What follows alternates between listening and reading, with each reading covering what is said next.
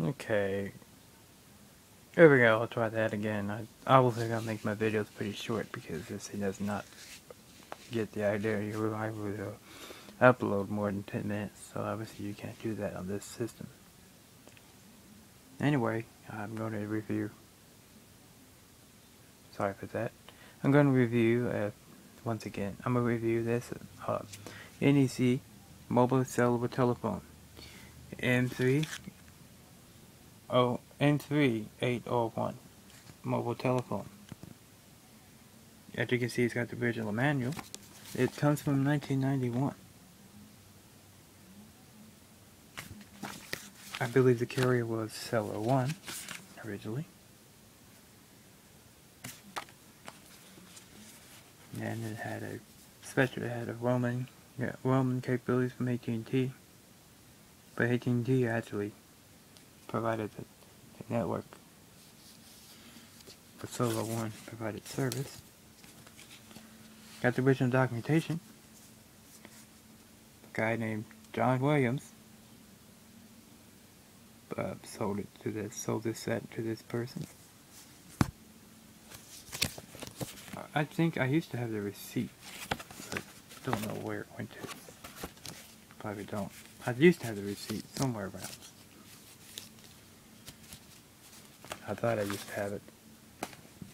It's actually got guides, bunch of guides, documentations. Has a towing guide. I doubt the number is violated any longer, but it's there. It's original. Everything's original. It's got the back and the cord, of course, for the phone, and power cord and the antenna. This has been converted to be a portable system. It does not come with all the accessories. It tells you how to use the menu system in the machine. It tells you what radio frequencies you have to worry about and cautionaries you need to take. You can go hand-free for this. Back in the day, tells you everything you get with the machine, with the phone originally. However, these two devices are here. Did not come with it, or that plate, but it came with this and the receiver, basically. It's only a fashion this plug.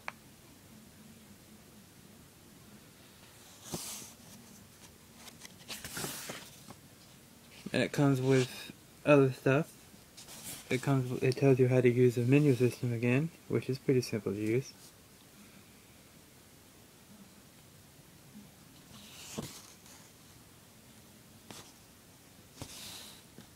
Can hook up a battery, but battery is kind of rare to get with these things because they're old. Okay. Got a pager. It tells you what shows up when it wakes up, of course. Keypad illuminates. I'll show you that later. It powers on and off, of course. This is what happens when you get no service, and this is what happens when you have service. This is when you're roaming, and this is when you're roaming the yellow system. You can take the microphone, turn the microphone off so nobody hears you. It's got volume controls on the side built into the receiver, and it's got, you can place calls, of course. You can review a number. If you review a number and receive a call, got last number redial like all phones have these days. But the rare feature back in the old days, black phones didn't have that. It has repeat dial, and it also has capabilities of repeating, keep calling the party until the party answers if it's busy. That's interesting. It has storage. You can store numbers in the unit. It stores it in the box in this bag. It doesn't store it in here. So if this comes disconnected, it doesn't matter. It just stores it in there, I believe. That's the main computer. They did that so when you switch. They did that so that way you can switch handsets. You didn't have to have your number set on somebody else's handset. You have it set in the central location. You can set it on here, but usually it sets it on there normally, unless you have two of these. Then it sets it on the individual handsets. Your passwords are saved on the handset, but the numbers are stored in the back in the computer, in the receiver.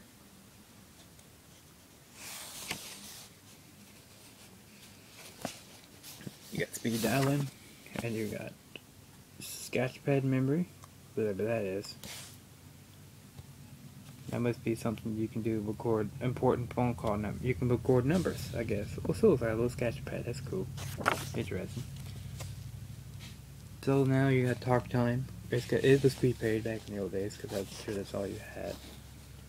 You enter your number, and this is, no point. This is the code you have to enter to unlock the phone. If you ever have a phone like this, goes to YouTube land. It doesn't matter. If you have a phone like this and you want to, enter a CD on the display, you have to enter that number, I believe. I think that number is a factory number that resets the entire phone for every phone. I don't know. Maybe specific for this one. Should be specific to the phones out there that goes to have it. If you want to unlock it, I don't know why you would, but it might be locked. Never know. You can clear it. You had to do that on this phone because it's something to do with this phone. This network, the way these phones worked back in the old days. You can review the talk time, but you talked last time, you turn the horn on and off, of course, and your ring and your tone. Put pause dial in, and for lock, you can lock it fully, and temporary lock, number dial, program key, all kinds of stuff. It also shows you, it's got speed dial on it, you can actually add a speed dial number to it. This tells you everything it came with. If I can recall the page.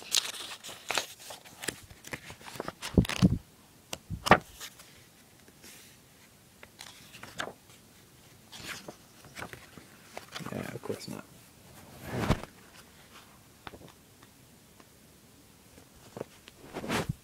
This is all the stuff you could buy.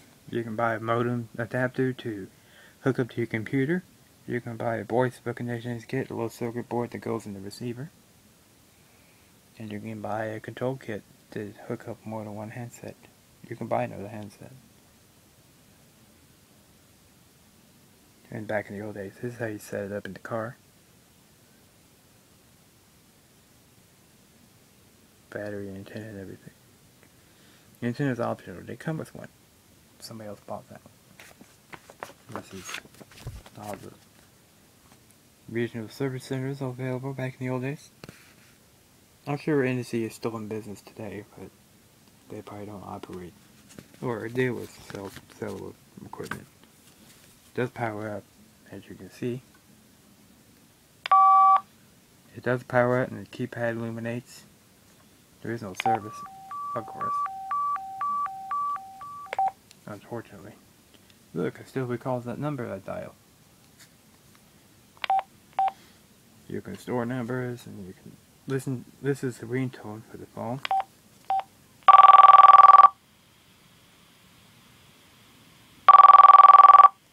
Pretty basic. Don't have music or anything like phones these days have ringtones. It had a real ringtone. You line up and down and you mute. Your speaker for your listening, and your microphone, and your speaker for your ringtones, and speakerphone, of course. But this one doesn't have the capable power supply plug. I don't want to make this longer than 10 minutes because obviously this thing doesn't cooperate.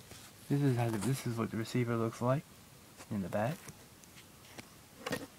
It's all metal. It's even got the original stickers, so you can actually look at the model number. Pretty interesting. It's even got the original sticker for the handset.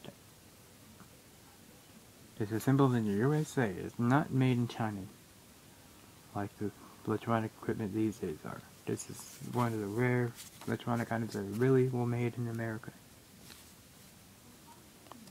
Keypad's nice.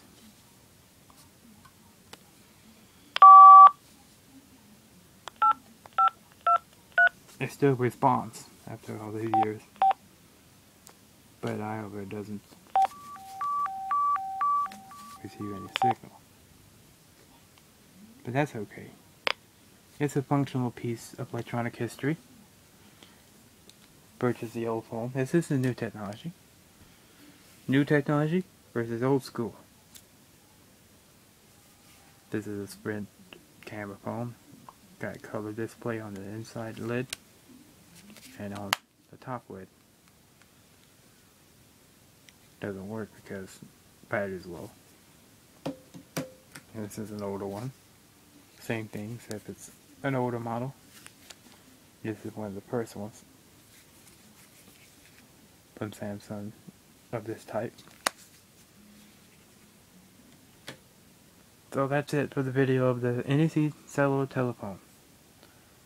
Okay, well, I'm gonna end the video and review the other phones on a separate video. So that's been a review of an old cellular telephone that I received from my friend of mine. I believe somebody paid over $300 to $400 for this setup. It was expensive back in 1992. Nowadays it's probably only worth $10, $20. Ain't worth anything but a paperweight now. So I'll see you later and I'll review some more stuff on some other day. Goodbye. Bye bye.